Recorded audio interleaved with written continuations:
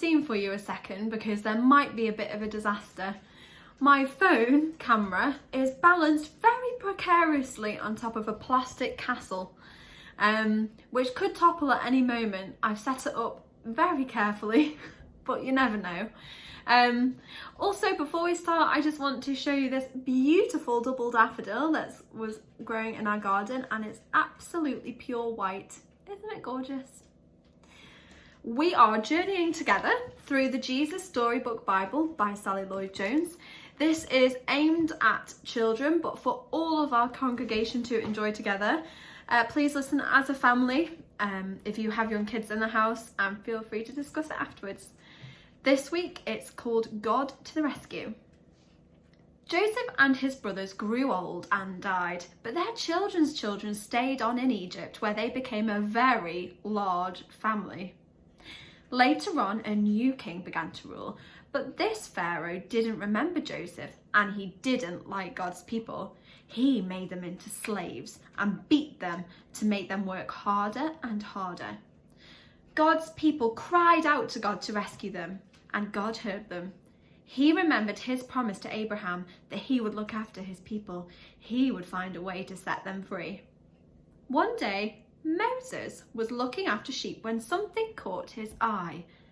A bush was behaving very oddly. It was flickering with flames, but its leaves weren't burning up.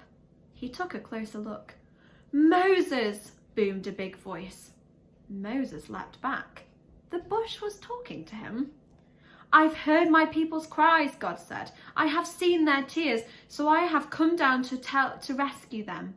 Go to Pharaoh and tell him to let my people go free." But Moses was afraid. And God said, "I will be with you." So Moses went to Pharaoh. "Pharaoh," Moses began, "God says..."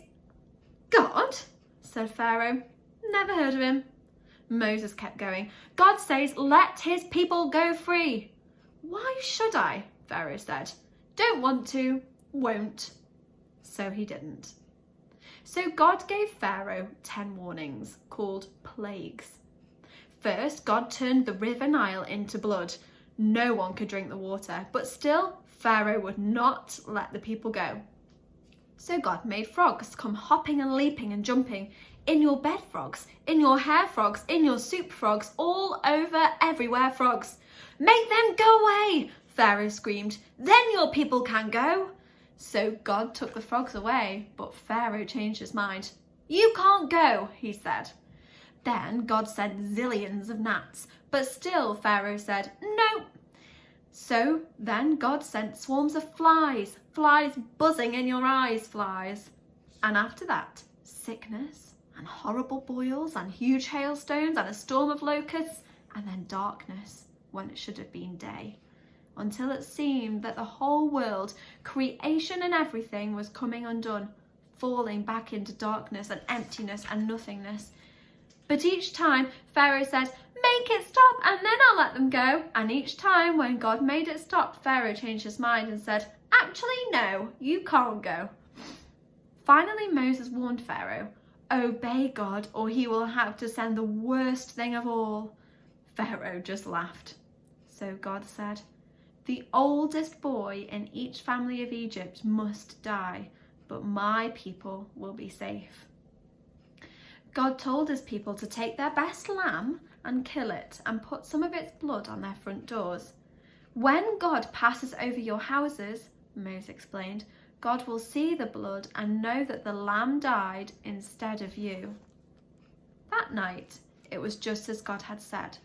Suddenly, piercing the darkness, echoing down the corridors of the palace, came a blood-curdling scream. Pharaoh's oldest son had died. At last, Pharaoh did what God said. "Get out!" Pharaoh shouted. "Just go!" And so that very night, Moses and God's people fled out of Egypt and out of slavery. They were free at last. God's people would always remember this great rescue and call it Passover. But an even greater rescue was coming. Many years later, God was going to do it again. He was going to come down once more to rescue his people. But this time, God was going to set them free forever and ever. And that is the end of chapter 10. I look forward to seeing you all on Sunday, where we're going to be speaking about Easter and have some great activities for the kids to do. See you there.